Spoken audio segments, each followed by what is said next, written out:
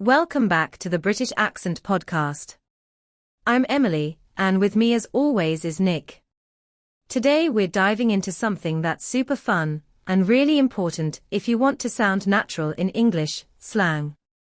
Yeah, and not just the kind of slang you might see in a textbook or dictionary. We're talking about the slang that native speakers actually use every day. Because let's be honest, most textbooks don't really teach you the phrases people throw around in casual conversations. Exactly.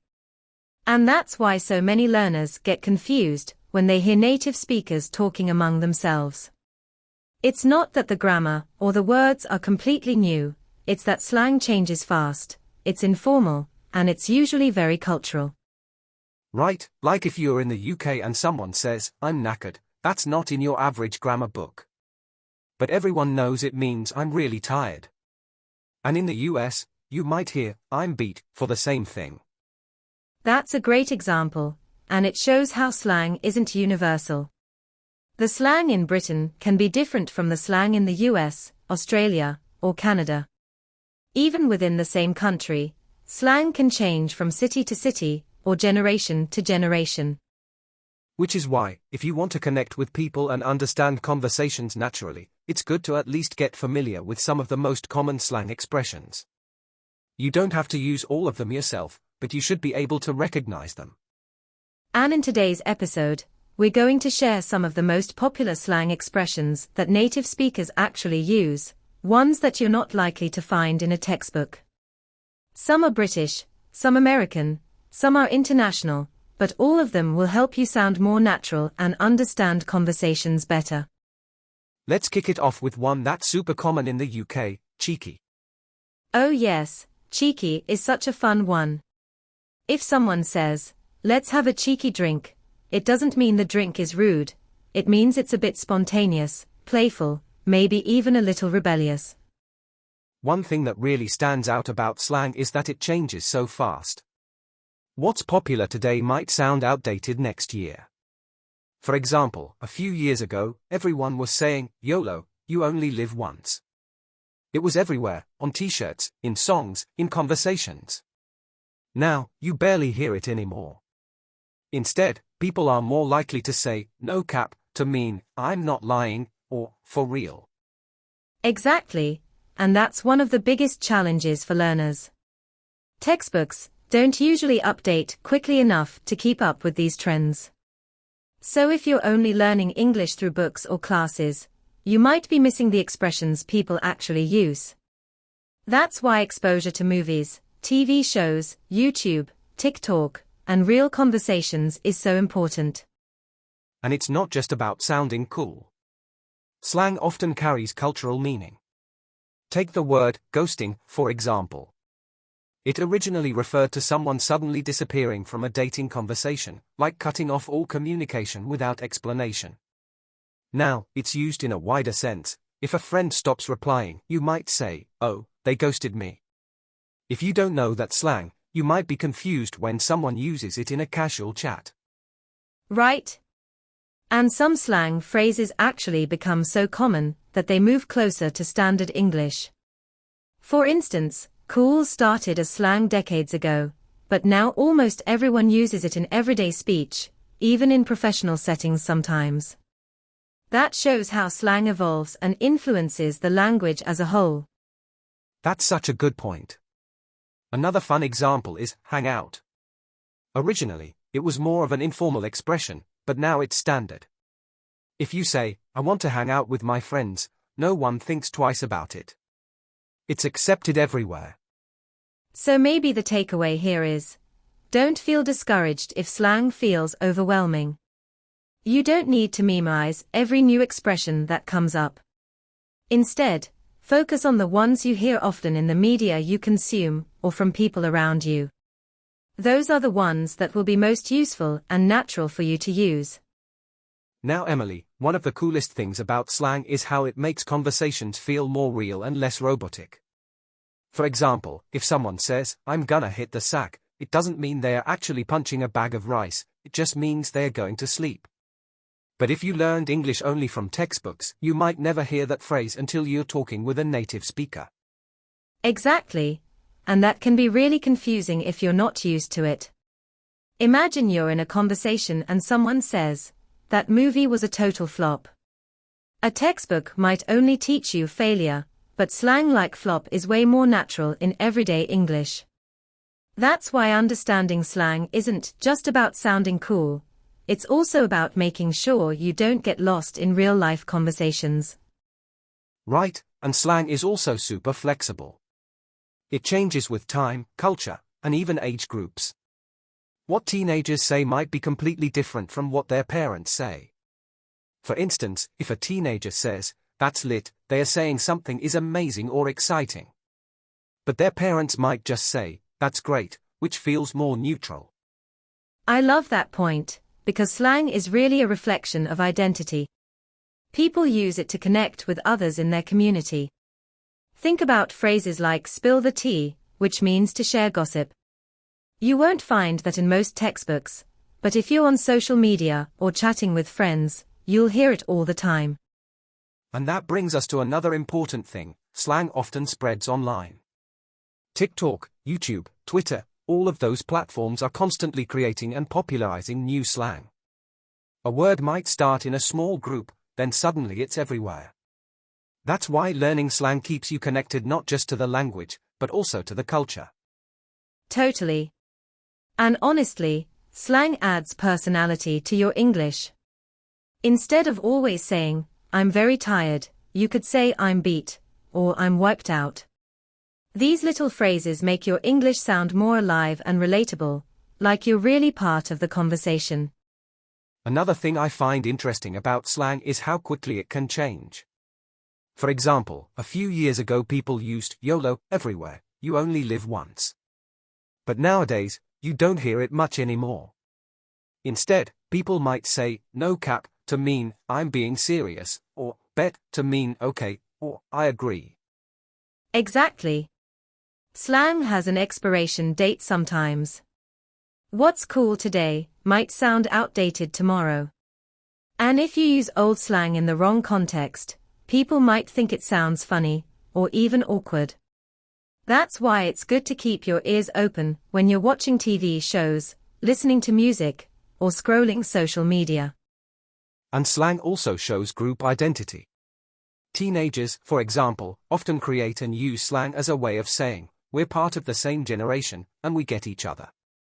Adults sometimes don't understand it, and that's part of the point. It's like an inside code. Yes, it builds a sense of belonging. But it can also be confusing for learners, because textbooks rarely explain it. If you only study formal English, you might hear someone say, "That party was lit," and you'll wonder, wait, why are they talking about lights? But actually, lit just means really fun or amazing. Another fun example is ghosting. Textbooks would define ghost as a spirit, but if someone says, "He ghosted me," it means he suddenly stopped replying to messages, disappeared, and cut off communication. Right, and learners often misunderstand it if they only rely on literal meanings. Slang tends to be very metaphorical, which makes it colorful and expressive. That's why native speakers use it so much. It adds flavor to their conversations. And slang can be regional, too. Americans might say "cool," while in the UK, people might say "wicked" or "brilliant."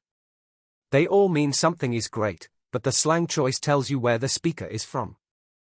Another thing I've noticed is that slang changes so quickly, especially in places like London or New York. For example, a few years ago in the UK, people were saying "peng" to describe something really attractive or nice, like "that pizza is peng." Now, you don't hear it as often, because new slang takes over. It's a reminder that language is always moving. Exactly, and that's why textbooks just can't keep up.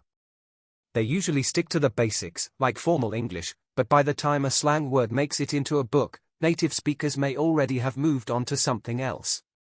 Take American slang, for example. Lit used to be everywhere to describe something exciting or fun, like "the party was lit."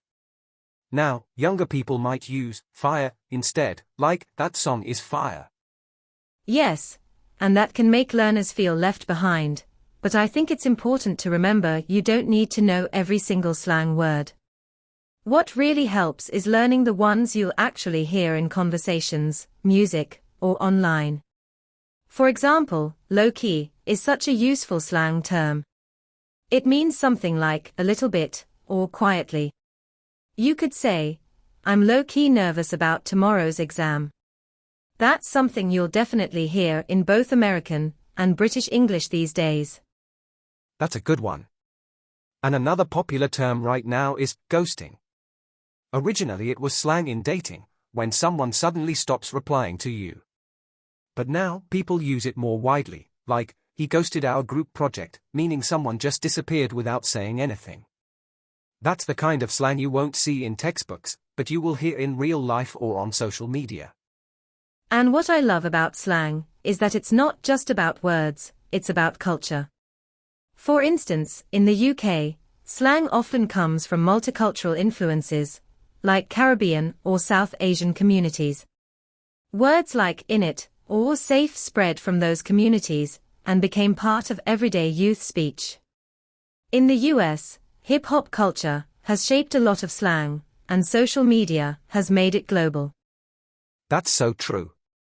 And learners who pick up slang are also picking up cultural references, not just vocabulary. If someone says, spill the tea, you need to know it doesn't mean, pour a drink, but share the gossip. And that phrase comes from African American drag culture, but now it's international.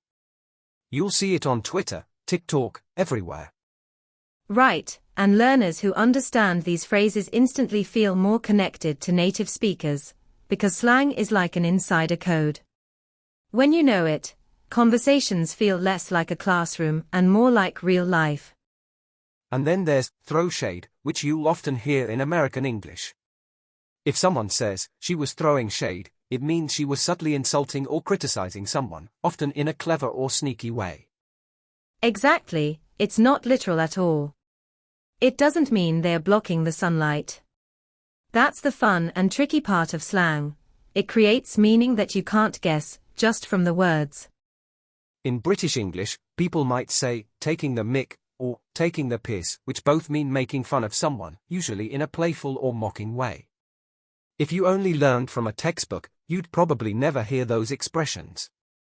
And sometimes slang spreads globally because of music, movies, or social media. For example, the word lit, meaning amazing or exciting, has been popular worldwide, even though it started in American slang. True. But it's important to understand the context. Using slang in the wrong setting, like a formal interview, can sound unprofessional. But in casual conversations with friends, it makes you sound more natural and connected. Right, and it helps you actually understand native speakers better. Imagine watching a show where a character says, that party was sick, and you don't know sick in slang means awesome. You'd completely misunderstand. Yeah, so picking up slang is less about memorizing every phrase and more about exposure, listening to music, watching shows, or chatting with native speakers. And not being afraid to ask, what does that mean? Because native speakers love explaining their slang. It's part of sharing culture. Let's start with greetings, because that's where you'll hear slang the most.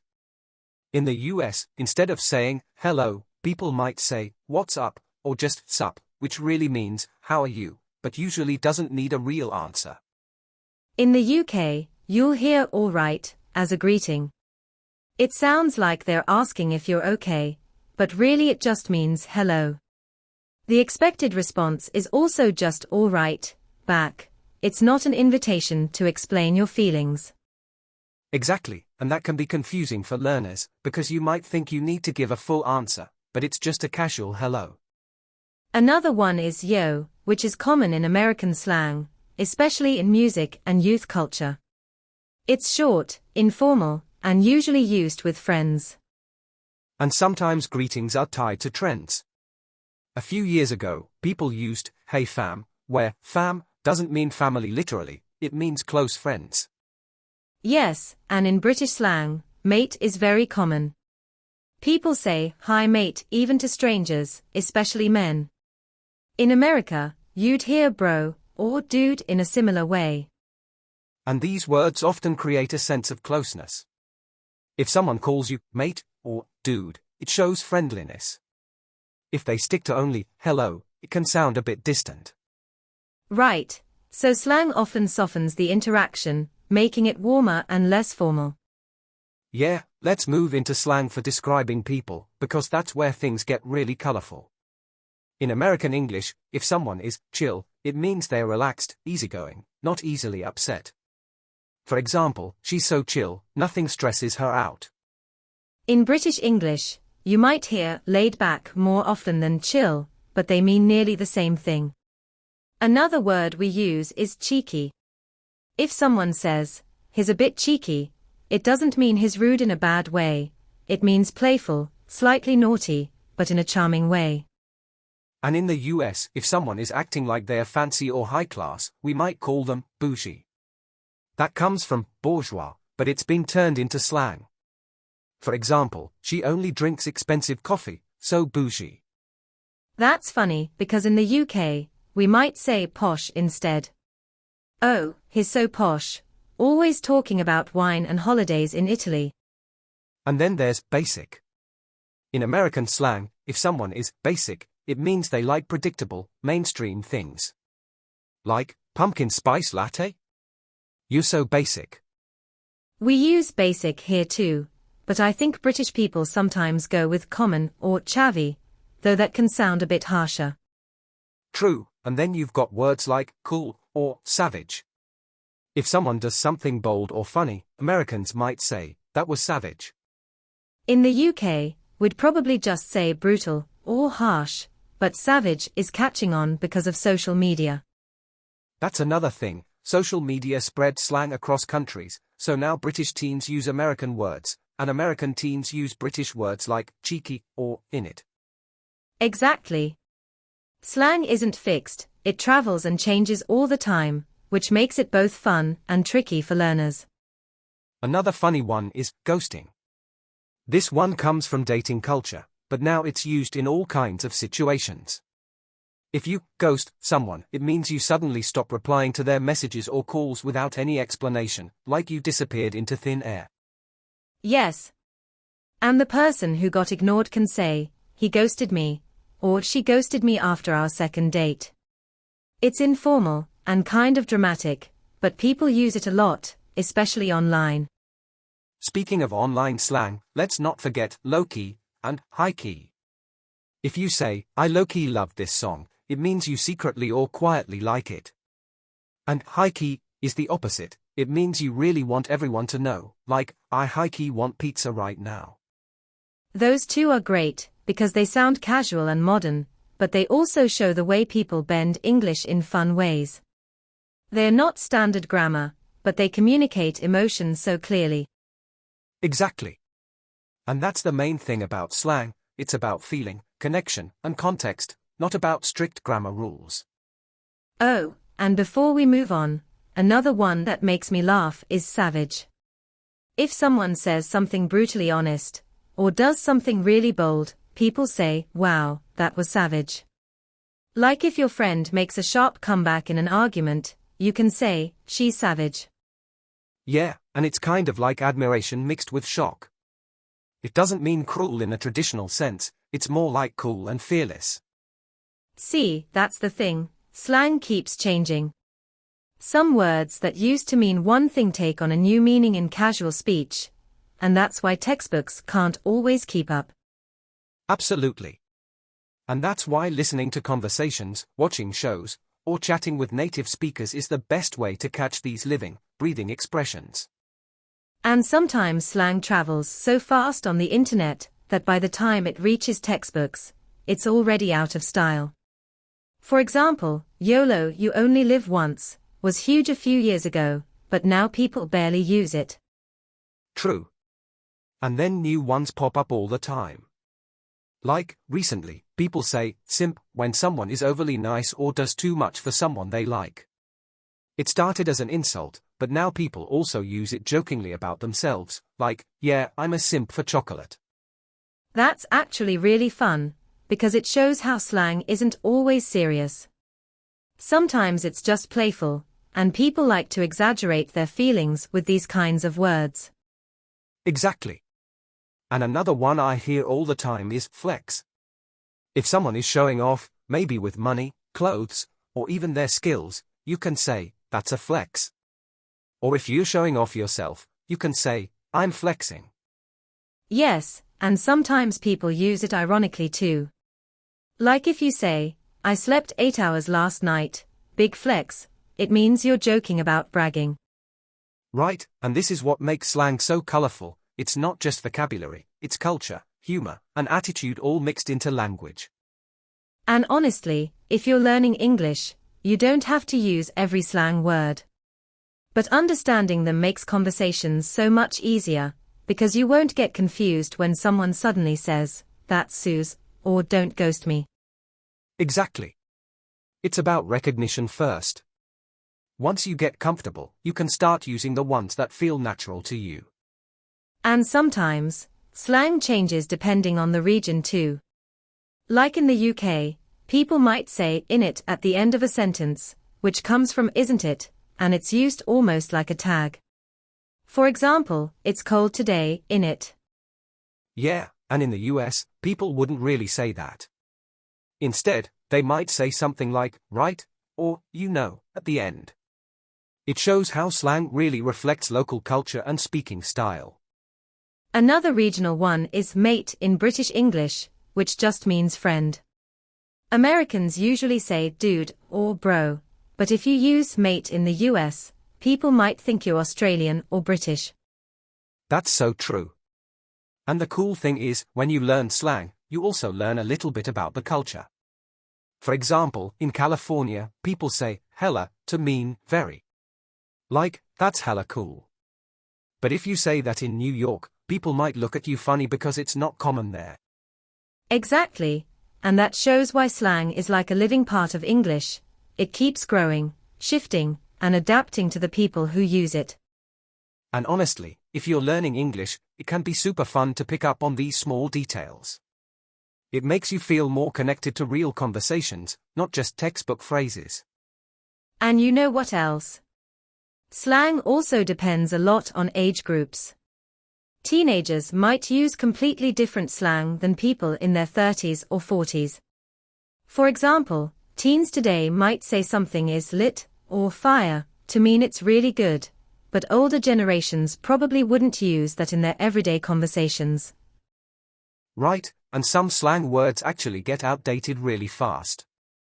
Like rad or groovy were popular decades ago, but now they sound old-fashioned unless you're being funny or nostalgic. That's such a good point. Slang comes and goes, but some expressions stick around. For example, cool has been used for decades and people of all ages still say it. Yeah, cool is like the ultimate survivor of slang. It's been around forever. Meanwhile, other slang words are almost like trends. They're popular for a few years, then disappear. Which means if you're learning English, you don't need to learn every new slang word. Just the common ones that you hear often, and over time you'll naturally pick up what's new. Exactly. And even if you don't use slang all the time, just being able to understand it when you hear it makes conversations feel way easier and more natural. So if you're listening to this and thinking, wow, there are so many slang words I don't know, don't worry. You don't need to master them all in one day. Just pay attention when you hear native speakers using them, in movies, in music, on social media, and slowly, you'll start to recognize them. Yeah, and remember, you don't even have to use every slang word yourself.